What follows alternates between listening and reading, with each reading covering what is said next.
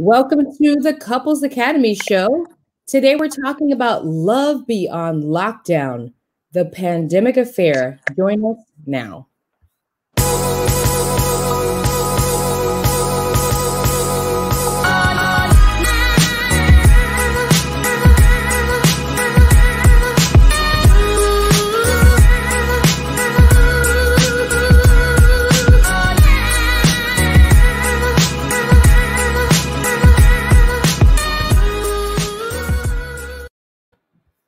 Welcome. Good morning. Hey, Danielle, how you doing over there? I'm doing good. You know what? I could tell when you're not where you're supposed to be because you're quiet and you're muted and trying to be calm because people are looking at you. Where are you? I'm actually in a hospital visiting, but I'm in the lobby. I think I got some space, but I didn't want to compromise the integrity of the show by not being here. So we're going to get it. We're just going to jump right into this topic. So we just want to say good morning to everybody, no matter where you are. If you're on Facebook, if you're on YouTube, if you are on Periscope, wherever you are, we're glad that you're joining us. Yes, So definitely chime in. We're talking about a great topic today. I came across an article. Well, first of all, as you know, we are still in our series, which is Overcoming Infidelity Complexities. And I think it's important that we talk about this topic because so many people are trying to figure out how do they get through this? How do they overcome this? What are all the challenges that come along with an affair? And so, we came across a really interesting article that was put out by Ashley Madison. And as you know, it is the #1 dating site for married couples. And the article was Love Beyond Lockdown, a report on navigating marriage and infidelity through a pandemic and the new normal. And there was some really interesting information today because people are really struggling. That when this pandemic first took place, I believe, what was it, late February, early March, somewhere around that time period, the world went into a panic. The world stood still. But then there was a new norm. We knew that there was a rise of divorce taking place. There was a rise of infidelity. And here we are several months later with some statistical, empirical data that we can look at to see how has the pandemic and this quarantine impacted marriages and how has it contributed to the rise of affairs around the world. Yeah. And I think it's interesting because up to this report, it was really rumors that we were hearing. I remember right in the beginning, we were talking to a pastor over in London who said that so many people, they're saying after the quarantine, they are going to the divorce lawyer and they're getting a divorce that, they didn't realize how disconnected they were from their spouse. They didn't know that they had zero relationship. And now being forced to be under the same roof, working together, it was just in anarchy. And so that was some of the rumors we were hearing on that side, that people were darting to the divorce office as soon as they had a chance. And then you have this other side where people were saying, actually, no, like this pandemic has been the best thing for my marriage. I'm closer. We're communicating more because we have nothing but each other. So it's really like you had, half and half when you're talking to people, what's going on. Yep. So this report to me is very insightful because it actually is breaking down some of the pressures that people are experiencing and even how they're rationalizing why they're doing what they're doing. Some of them even to the point of where they think this could actually be good for their marriage. Yeah, it is really interesting. And so we're gonna zone in on one side of this equation, and that's the affair. And so this report really, it covers a number of different topics from sex to increased stress and how that's being handled to divorce, to dating during the pandemic if you are married, to really the future of marriage and monogamy. And what they identified were a few findings. We're not going to go through all of them. We don't have time to go through all of them. But as you're listening, guys, we want you to weigh in. We want to hear your comments. We want you to get engaged in this conversation. But one of the findings that they discovered was there was a lack of sexual initiation. And that became really the primary complaint of people who were involved in affairs. So let me just clarify. This is a study on people who are actively cheating, not those who have in the past and are on a path to recovery and restoration. We're talking about those who still have a mindset and still have a behavior where cheating is an option for them. And what they discovered was the number one reason that prompted their desire to cheat wasn't the affair partner. Because a lot of people think, well, I was just so in love or I'm just so connected to this other person and that drove me away. No, what they're saying for cheaters is that the dissatisfaction of their marriage is a result of a lack of initiation from their partner. Now, if anybody knows that their spouse is cheating, the last thing they're going to do is initiate sex with them, because they know that they're not preserving their sexual appetite and energy for just them in that marriage. It's being given out to several other people. But yet and still, this is one of the main reasons why people began to seek out or maintain existing affairs. Yeah, I mean, it's just, to me, it's another excuse, right? You're already having an affair. Now you're moving into justification of your affair, which any and everybody could do. I can justify 1,000 reasons why I can treat you any way I feel like treating you. That doesn't make it right, right? But for some reason, I think people are latching on to, I mean, we all know that, mental health crises are up. They're selling more psycho drugs than they ever did before, right? But that's not an excuse for you to step out or continue to step out on your spouse. And I think that's more of the same. It's almost like there's a little bit of validation in there that, you know what, I'm cheating on you and I'm going to continue cheating on you because I'm stressed out because of COVID. Oh, and you're not initiating sex. Come on. Yeah, and interestingly, those who have used that as their justification to cheat, 76% of them said they have no interest in trying to restore or revive their relationship. Why? Because they have an alternative other. They don't need to. If they've Right. created workarounds and outlets for them to get that sexual satisfaction, whether it be increased masturbation, sex with oneself, or whether it be sex with others through affairs, of course that wouldn't motivate you to want to restore the relationship and make it what it was. You don't need to, because you have all of the means to fulfill that area of your life. And what you're saying really ties into the next finding when you're talking about the stress conditions, because the second finding that they said is that people look to people typically will look to their partner during times of stress and uncertainty, but now they're looking outside of their relationship to get certain needs met. Now, interestingly enough, statistics suggested, and I know that all of us here, all of us on this on this live experience, can resonate with this. 49% of people, of these cheaters, experience boredom. 30% experience isolation and loneliness. Okay, 29% experience frustration and anger. 24% experience worry and fear, and 24% also experience anxiety and overwhelm. Now, everyone has gone through this. Danielle, we've talked about this. There have been times when we just wanted to, I don't know, we were losing our minds. We were restless. We were anxious. We were just Especially me. uncertain. Yeah. Especially me, just overwhelmed with all the kids home and being locked in the house and then being bored out of our minds. So what do we do with that? We make that another excuse to have an affair. And I think honestly that one makes sense to me. Like I can see, not that I think it's right, but I can see how that would happen if you're in an unhealthy situation, and typically you would turn to your spouse when you're in a tough time, like we have. Like we've tried to find other things to do to occupy ourselves because we've been isolated from others. But if there's no connection at home, you don't turn to home. You turn to everyone else. You turn to your friends and see what they're doing and get into whatever is going on there. So I can see how that would happen, but still no excuse. Yeah, and it's interesting because they're saying an affair is a form of a distraction. It distracts you from the normal, everyday emotional slump that you're in, because it's new and it's exciting and it's someone to connect with, and you're vibing and you're reviving something within you that has been deadened because of the pandemic.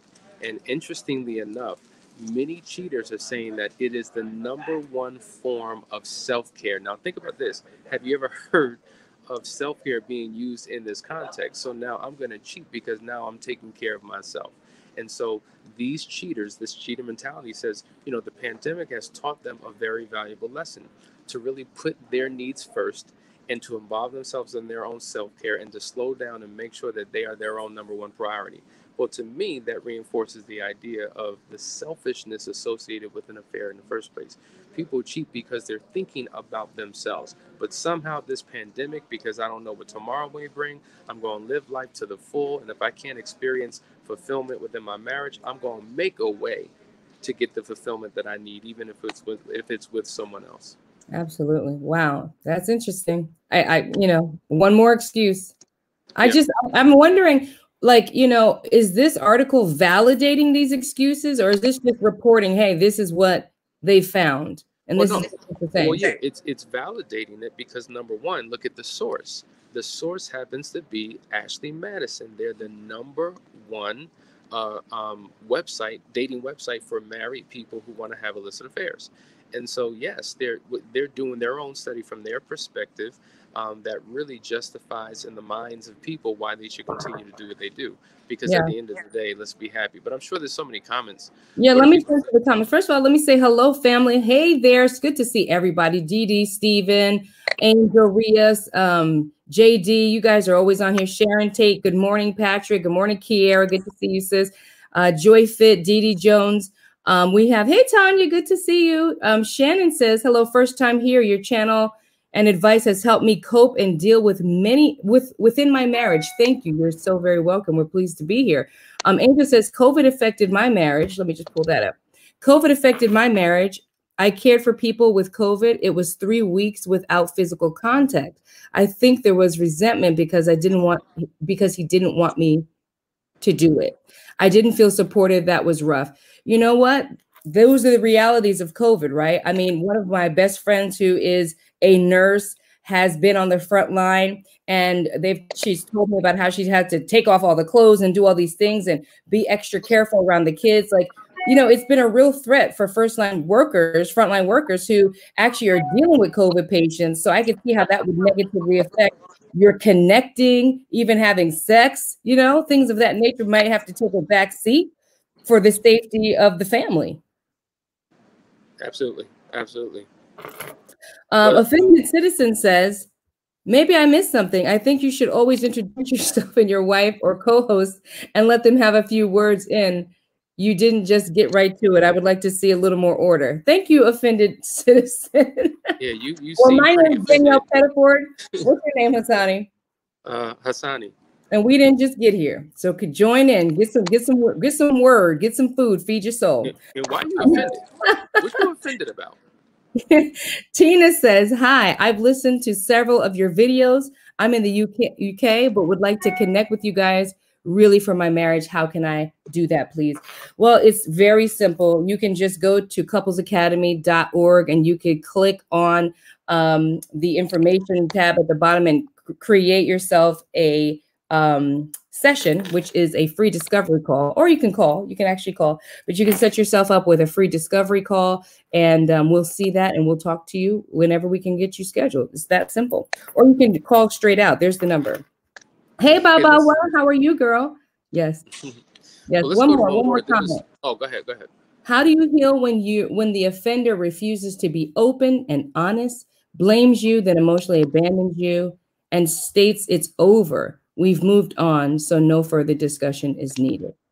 So, when we talk about forgiveness, there's 4 components of it. There's the refusal to forgive, there's cheap forgiveness, there's acceptance, and then there's genuine forgiveness. So let's jump into acceptance. One of the components of acceptance is being willing to go through your own healing partner when you do not have a willing participant. Yes, it is a lot more challenging and a lot harder to experience healing, forgiveness, to release, to let go, to become the best version of yourself if you're living with someone who constantly reinforces the pain that you're going through, when they're unrepentant, when they're arrogant, when they see no wrong that they've done, when they justify their behavior, when they point it back at you and make you the fault and the flaw of everything that's gone wrong. It is very difficult to heal. But at the end of the day, you've got to get your healing for you, and whatever you need to do to get it, you got to get it. And sometimes that requires, when you're dealing with an unrepentant partner, that you protect yourself and zone in and find a community and find resources and find a system that will bring about your personal transformation. And here's the deal. When we talk about forgiveness, I use forgiveness because it deals with acceptance, right? But forgiveness is not about exonerating someone else. It's not about justifying one's behavior, making light of it, making it no big deal. It's okay. No, you're doing it so that you can release all of the negativity and the toxicity that exists within you as a result of what has happened to you. It has broken you. It has created all amounts of emotional and physical, possibly, pain, and you cannot walk around toxic. You've got to Yeah. be able to release that. And that's easier said than done. Until it's, nobody can force you to be ready to forgive and to move on. It really takes place after you have discovered that holding on to the resentment and all of that is not serving you. And that's something that you have to come to terms with on your own. But what I would suggest is that you start to dig into and research and study forgiveness, because to Hassani's point, it is really about releasing yourself. There's a quote that says something like, to forgive is to release your captor and then to realize that the captor was you, right? So even though when you're in unforgiveness, you can't really see that. But when you start to realize that you're anchored to this hurt and this pain, that person is healed and moved on, and they're not even thinking about you, that's when you start to do the very necessary work and recognizing that it's a free gift. Forgiveness is a gift that you give freely with no strings attached. And it's actually the gift that you receive to yourself. So Yeah. it's a very spiritual thing. And let me just say, listen, there are those of you who would like to go to some type of counseling with your spouse, but they're not open. I just want to reinforce to you that we do work with individuals. If you are the betrayed spouse and you need healing, reach out to us. If you're the unfaithful spouse and your spouse is not interested in joining in a recovery process, reach out to us. Because at the end of the day, you are the lowest common denominator in your relationship. And it really takes one person to initiate a process. It doesn't take both to start the process. We were talking to our Moving Forward group that we have every single Monday night last night about how really the change started in me. And because of my consistency and my willingness to do whatever it took, then eventually Danielle got on board. And so sometimes we get discouraged. We look at our spouse and say, "Oh well, I guess there's no point because they're not into it. They don't want to do anything." But they can be motivated and inspired by your actions. So Hmm. you got to get what you need to get for yourself, and then begin to shift and change things within that relationship. So hopefully that makes sense. One of the other findings, and this is going to be the last one we unpack, it talked about how decreased socialization is calling into question a cheater's concept of the role that their primary partner plays in their relationship. Like, ideally, your spouse should be your lover, should be your friend, should be your confidant, should be the one that provides an area of safety for you, someone you can connect with, someone who can inspire you, you can get advice from. But a cheater who's compartmentalized different aspects of his or her life is bringing into question what role their spouse plays. And so they've kind of by default shifted into a co-caregiver role. Let's parent together, let's do finances together. But guess what? When I'm lonely, who do I call? This is how they're thinking. When I need spontaneousness and fun, who do I call? When I need somebody to connect with, who do I call? And so because of the social isolation is causing them to really evaluate, wow, I'm in a social bubble. I need to really select and choose who I can get what from. And so that's the problem now. That's the problem. Now, nobody can solve all your needs. Nobody can be your all in all. But when you have a healthy foundation in your marriage, your spouse should be there to serve many of those needs. And then you have a community. Oh, we lost him. We lost him. I don't know what that last point was. Oh, is he back? Yeah, I think I'm back. Can you see me? Can you see me? No. You cannot see me? No, but wrap up your point. Well, yeah, you have a community of support, um, of people who are friends of the marriage, who reinforce monogamy, who reinforce integrity, who reinforce doing the right thing. And those becomes your outlets. Like Danielle, you have friends outside of me that provide something different, but it's not compromising the integrity of our marriage. And I think that if it were, that would be a problem that would be raised in our marriage, and we'd be dealing with that. I mean, there are many couples that have that very problem, that The friendships are compromising to the marriage. You know, people will, I've heard folks say that, you know, they don't think their married spouse should have single friends. I don't necessarily agree with that.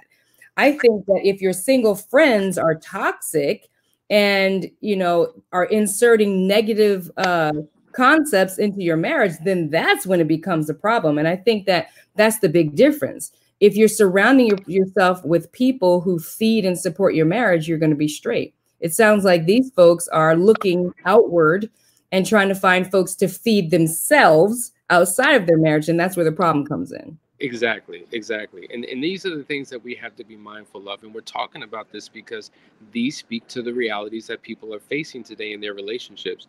And the more we unpack it and the more we deal with it and kind of explain it in a way that it makes sense, the more you can spot things from a distance and know how to effectively address and navigate yourself through it. Listen, infidelity it destroys relationships.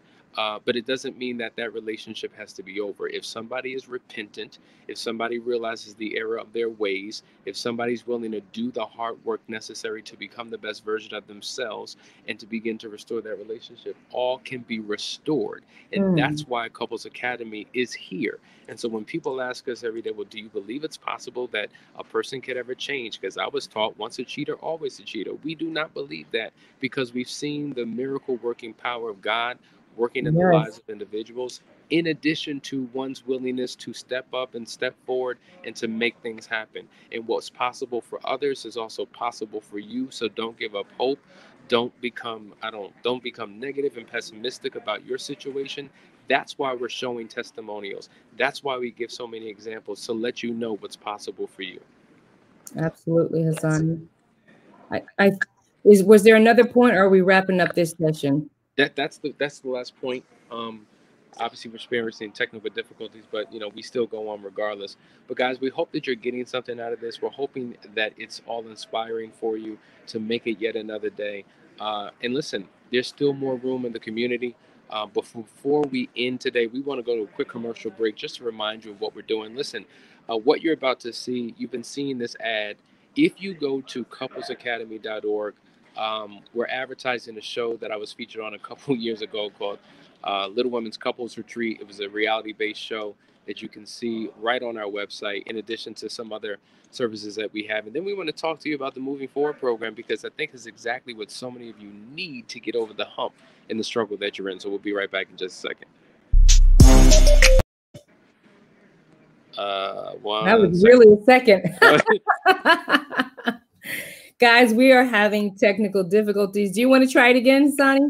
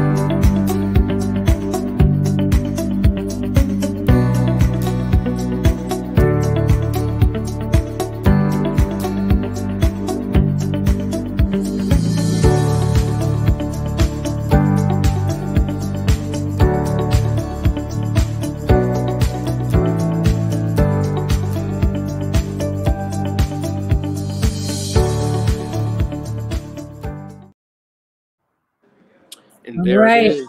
That's the There it Moving is. Forward program. Listen, guys, the Moving Forward program is saving marriages. If you are in a situation that you are looking forward to, you need to move forward past some major issues in your marriage, reach out to us. When you go ahead and book your discovery call, ask us about this program. It's creating community. It's holding you accountable through a process that helps you restore what was lost. And it's an honor to be a part of such a powerful program. So don't forget to ask about that. And I think that's our show. We will see you when tomorrow. Will we see you tomorrow? Will we Hopefully, actually see you tomorrow? hopefully we'll make that happen. So, guys, we love you, and we will see you in the AM. Take care. Bye, guys. Can't bring us down, can't nothing bring us down. Our love is too high, bring us down, can't nothing bring us down. Bring us down, can't nothing bring us down. Our love is too high, bring us down, can't nothing bring us down.